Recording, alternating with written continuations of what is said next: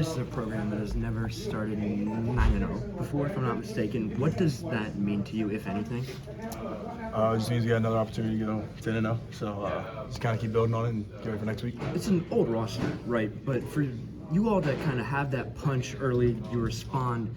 How much does that age kind of help you? I think it's huge. A lot of veterans that know how to win.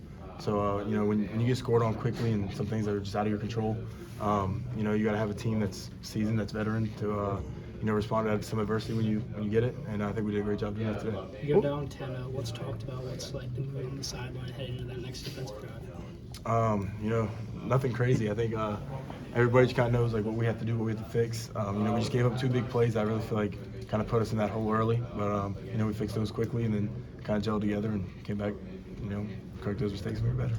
What have you noticed around town, around campus, as you guys go 4, 5, and 6, and it just keeps building? What have you noticed?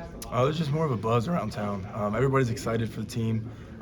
This program hasn't been a winning program in a number of years, so now that we're bringing that back, everybody's pretty excited, and you see it in the sellouts week in and week out, and it's huge to us too as a team, and seeing that in the energy around us. What do you think the biggest? I'm sorry. Is there any one moment, or is there anything like if you told one story about you talking to your buddies, you wouldn't believe like how crazy things are in Bloomington? Is there really one moment that jumps out the most? A lot of them are just like funny little moments. Walking in the gas station, I get a good luck Aiden, and I didn't know I was on a first name basis with this person. I'm in class, and somebody's looking at the spread and the box scores from the games previous. Just a lot of excitement, a lot of buzz for everybody, and everybody's just kind of getting with his team and riding with us. What do you think the biggest difference was from the first quarter moving on to the rest of the game defensively? Limiting big plays. We had the one quarterback scramble. He found a deep shot to a receiver, kind of made a catch on the sideline. And did the same thing. Scramble, found a touchdown, and I think it was the back pylon. So just being able to limit those big plays and kind of keep everything in front of us, we were able to rally. And then when you have a D-line that we have and kind of keep that quarterback in the pocket and let them eat, a lot of good things happen. You got the tip on the interception. Kind of walk us through that play. Man, I got to catch the ball. But, play action. They wanted a shot over the middle. Linebackers have been tested a lot recently, just in our coverage. So, I was pretty excited to see the ball was thrown. Got to get my hands on that one, but just happy to tip and make sure that Indiana has the football at the end of the play. Cincinnati called the D-line impressive in his post-game press conference. What were some of your initial reactions watching some of the plays they were making? They're just dominant. No matter who's in the game, no matter what front we're in, it's just dominant play all across the board, especially with Mikhail Kamara. Everybody's catching national attention on him, and they should. He's a great player, and he does phenomenal things for us. Pat Coons has talked about you guys are an explosive defense, can make tackles for loss, get sacks, get interceptions. Why have you guys been so good in those areas? I just think it's how well we all play together now.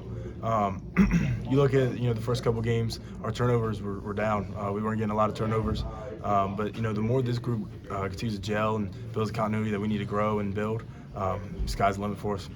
You kind of mentioned the need to limit the plays. Was that a message delivered by you, one of the coaches? Usually it's one of the players. I was quick to get on it. I knew this game wasn't going to go the way we wanted if we continue to allow those things to happen. But everybody knows that what it takes to win and kind of the things that we need to limit and what we need to expose on the offense. And we did those things as a unit, as a team. After we talked about it, kind of just players led. That's what makes a really good team a good team. There's a lot of rotations, a lot of different fronts this game. Is that something you guys are going to try to keep on the rest of the season, or is that just something you're trying to do with the young quarterback? I think it's just a characteristic of our defense, being very multiple, being able to run a lot of things out of different looks. I think that's what makes us so explosive and so hard to diagnose as an offense. When I look at Sig, it looks like no matter the play, result, or whatever, he's always kind of the same, always stoic. How important, how helpful is that for you guys? It's huge. You're down by 10 or you're up by 37 at the end of the game. He's the same guy, and that kind of speaks volumes to your team. So no matter what, you don't need to get too high, you don't need to get too low. Just stay right in that middle and be consistent within your work. And each play is new, so you don't need to hang your head or praise yourself for a play before. 2 more. Have you consistently found yourself in a leadership type role this year? This year, I think the coaches have really kind of pushed that. And then, as I got here, a lot of the guys I kind of felt gravitated towards me a little bit. So that really pushed me to make sure I'm being the best leader I can be, and that's on and off the field as well. really become one of the faces of Bloomington on this team. A chance to go 10-0 next week, beat the defending national champions. Is that something you thought about when you transferred here? That's something Coach Sig talked about, and you know that he knows what he's doing. He has a process, and it's just as long as you follow that process, we knew we were going to get to this point. And, you know, we're excited for the next opportunity to go 1-0. Coach Sig talked about going 10-0.